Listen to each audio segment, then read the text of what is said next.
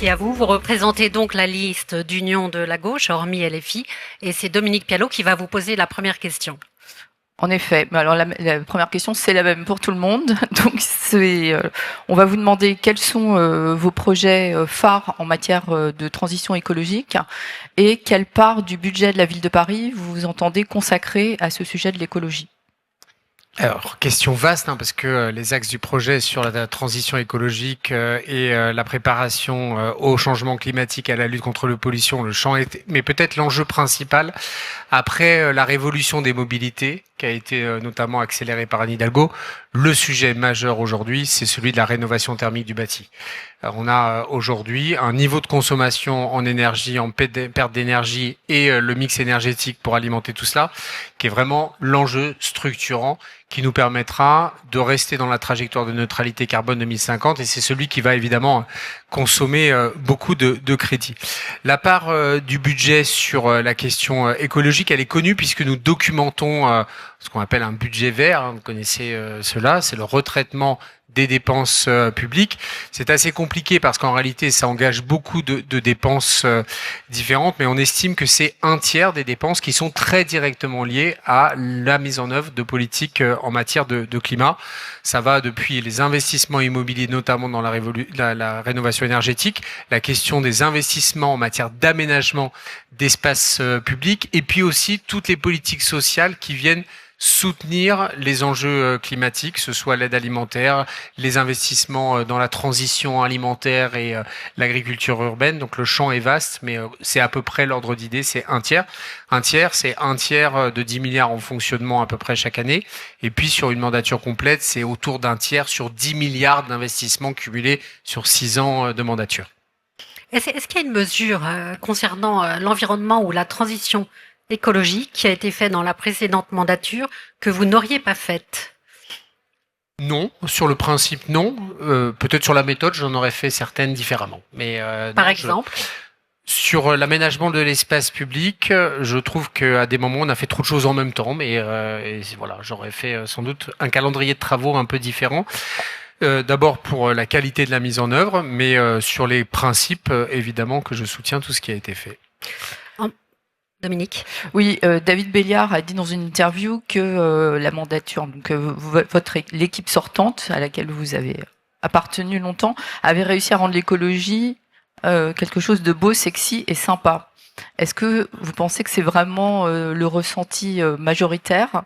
Et qu'est-ce que, si ce n'est pas le cas, vous avez été beaucoup attaqué par rapport à ces sujets-là, qu'est-ce que vous proposez pour la prochaine mandature de faire pour essayer justement de rendre ça plus beau, sexy et sympa? Alors d'abord, il a à la fois raison et tort, c'est-à-dire que ça dépend de l'où on observe le sujet.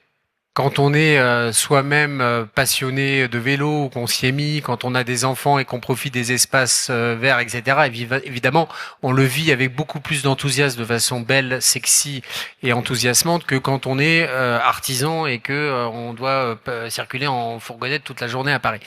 Le sujet est essentiel, c'est celui de comment on embarque tout le monde dans cet enjeu, pour deux raisons.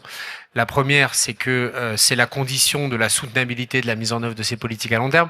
Et le deuxième, et il est important à avoir en tête, c'est celui de ne pas risquer le backlash écologique, c'est-à-dire le brusque retour en arrière où par manque de conviction, il y a une alternance qui signifie un retour en arrière. Et donc j'ai, avec David et avec tous ceux qui m'entourent, le souci de la pédagogie, de la conviction et du dialogue d'une certaine manière. Il ne faut pas que le dialogue, ce soit l'argument de l'immobilisme et de l'inaction, qui est parfois un peu le risque. Et ceux qui disent qu'il ne faut pas faire comme ça, c'est surtout parce qu'ils ne veulent pas faire du tout. Et donc, il faut être droit là-dessus, sur les orientations qu'on porte. Et après, il faut trouver les cadres de dialogue, de discussion, pour le mettre en œuvre de façon satisfaisante. Mais je le dis, l'ambition que nous portons, le projet que nous portons, est un projet qui est résolument, radicalement écologiste, non pas par dogmatisme, mais par souci d'efficacité, par souci de protection de la qualité de vie, de la lutte contre les pollutions et de la préparation à long terme de notre territoire à relever les enjeux du changement climatique qui, quoi qu'on en pense, que ce soit bien ou pas bien, sera là et aura des conséquences immenses si on ne le prépare pas intelligemment à l'avance. Est-ce que vous pouvez nous rappeler les grandes lignes, parce qu'on n'a pas énormément de temps, de ce qu'est le PLU bioclimatique? Je pense que c'est un peu la base en fait de votre programme sur ces sujets de transition écologique. Oui, c'est vrai que le PLU bioclimatique, il correspond vraiment à un changement de paradigme. Mais si je peux le simplifier, on passe d'un PLU avant, qui était un PLU de production, à un PLU de transformation. Qu'est-ce que ça veut dire? Ça veut dire garantir certains fondamentaux. Je le dis, c'est un PLU qui continuera à permettre de bâtir. Nous devons produire des logements. Simplement, il impose des règles qui ont plusieurs objectifs. La première, c'est la préservation de la pleine terre à tout prix, dans les espaces publics, dans les espaces privés.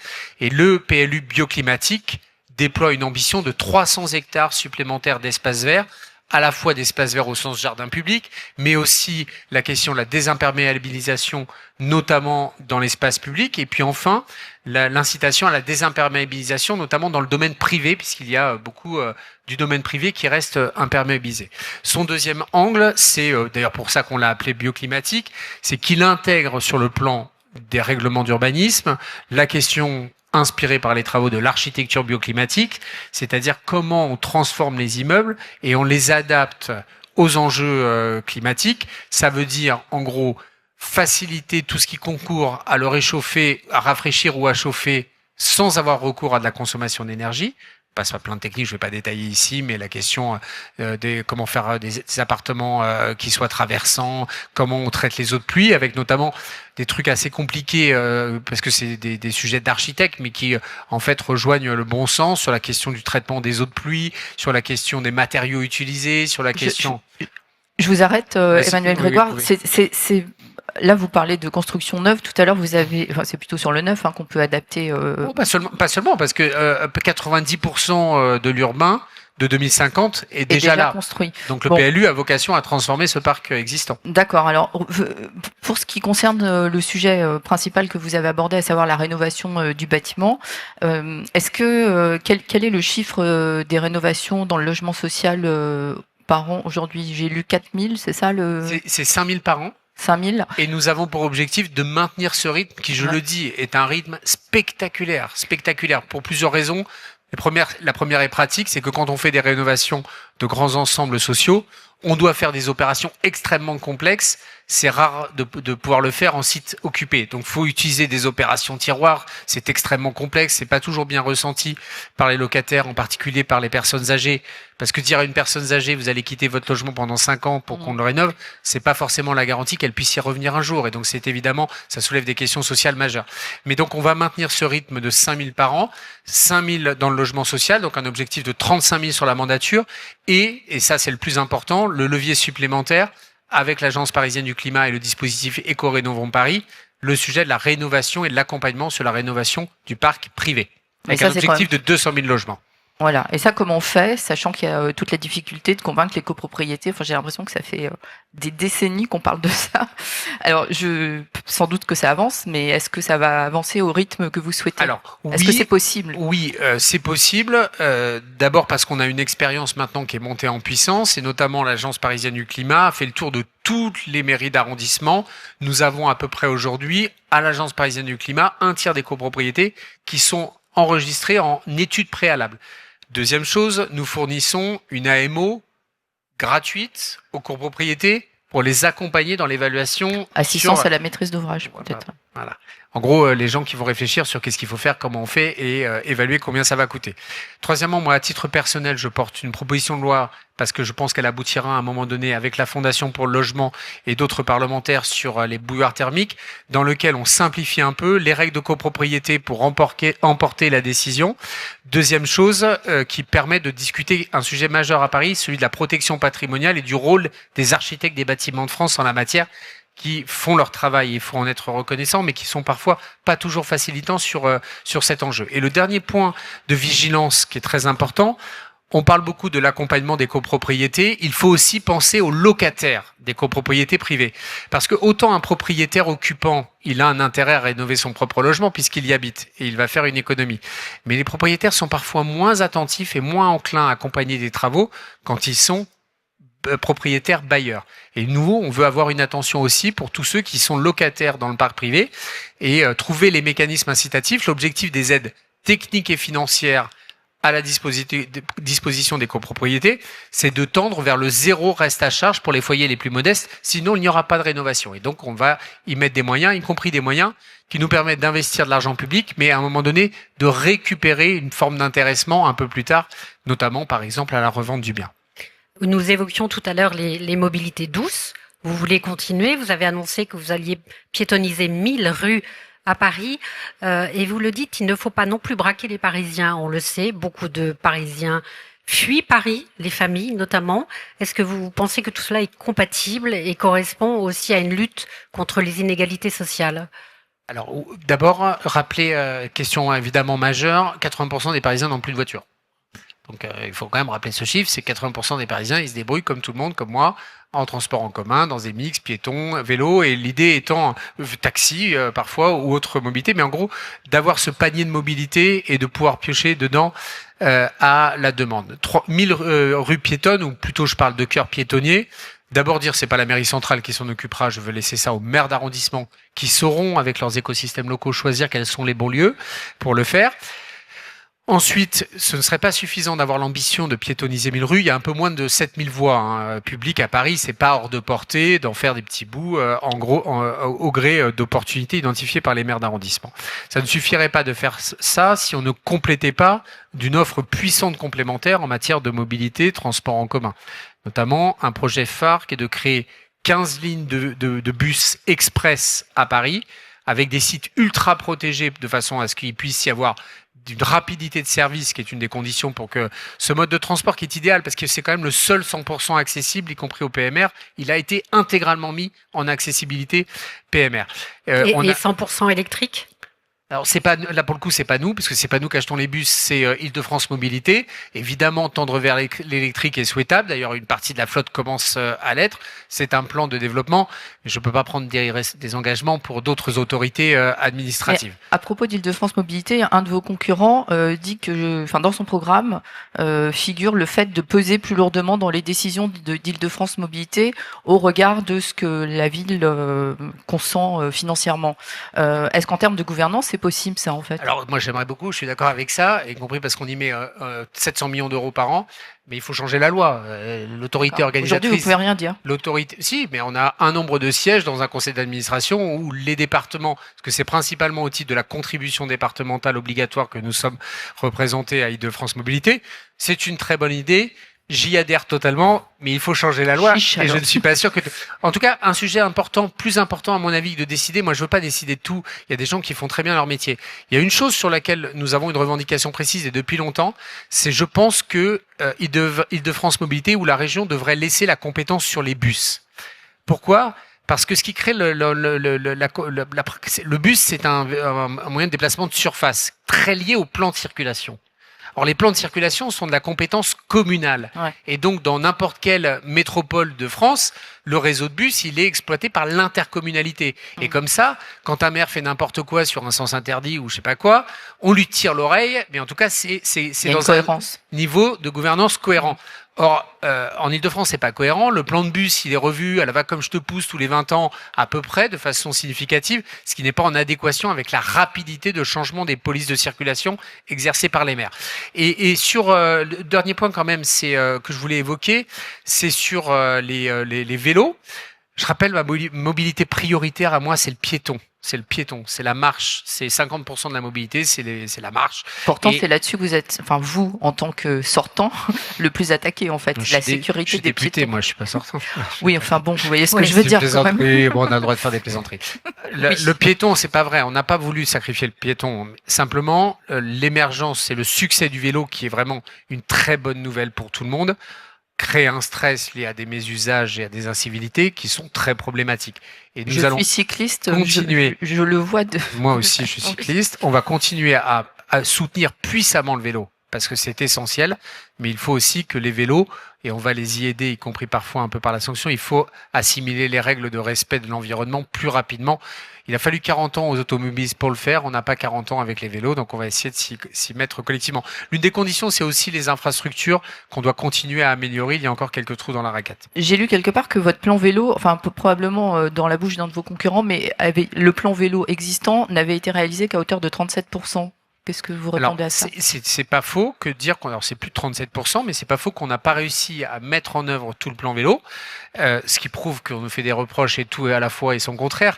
Mais on veut aller plus loin. Simplement, je le redis, on fait pas n'importe quoi et on peut pas heureusement faire n'importe quoi. Nous avons au moins une autorité administrative avec laquelle nous devons travailler très étroitement sur le sujet. C'est la préfecture de police. Et parfois, nous avons des sujets de débat, de dialogue. Il y a encore des axes majeurs à vélo qui ne sont pas équipés et ce n'est pas normal ou ça pose problème. Le boulevard Saint-Germain, les Kéos, rive droite. Le sujet de doubler Sébastopol parce que c'est la piste cyclable sans doute la plus empruntée du monde avec 15 000 passages jour. Donc il y a des embouteillages de vélos et c'est aussi insupportable en vélo qu'en voiture les embouteillages. Donc on a encore le Dru-Rollin, on a encore beaucoup de grands axes structurants autour de quelques principes. D'abord, sécuriser l'intégralité des réseaux. Deuxièmement, le connecter puissamment au réseau francilien pour en faire un vrai réseau grand parisien. Troisièmement, d'aménager et d'avoir une attention particulière sur les zones dangereuses, les carrefours dangereux.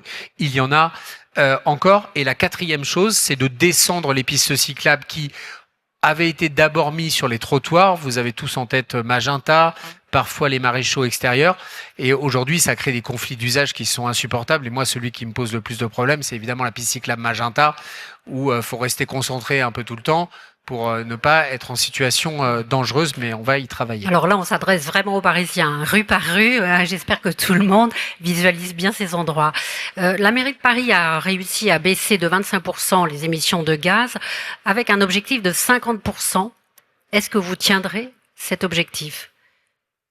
Je pense que nous devons. Et à quel horizon ? Nous devons le tenir. Nous avons un plan climat qui a été réactualisé au cours de cette mandature et qui le sera au cours de la prochaine, qui vise à honorer les engagements qu'a pris notre pays, pas seulement la ville, notre pays, dans le cadre des accords de Paris. L'objectif étant autour de deux enjeux. L'enjeu de la neutralité carbone 2050, et s'il y a des spécialistes dans la salle, vous savez à quel point c'est réducteur de ne parler que de l'empreinte carbone, mais enfin ça fait partie du référentiel qui est utilisé par beaucoup. Et le deuxième, c'est évidemment de lutter contre les pollutions. Qui, eux, ont un impact au quotidien. Les pollutions, je pense à la pollution sonore parce que ça compte, mais je pense évidemment aux pollutions à la fois particules fines, qui est un sujet sur lequel nous devons encore beaucoup travailler.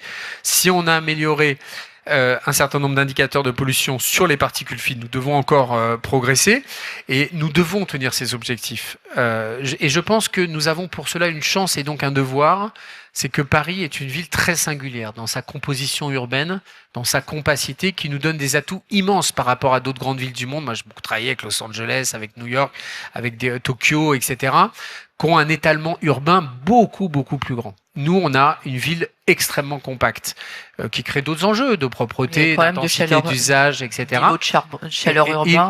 Exactement, le fameux phénomène d'ICU qui est lié à l'effet canyon, asphalte en dessous et des immeubles avec des rues pas très larges. Donc on doit relever ces défis-là, y compris ça nécessite de faire de la végétalisation.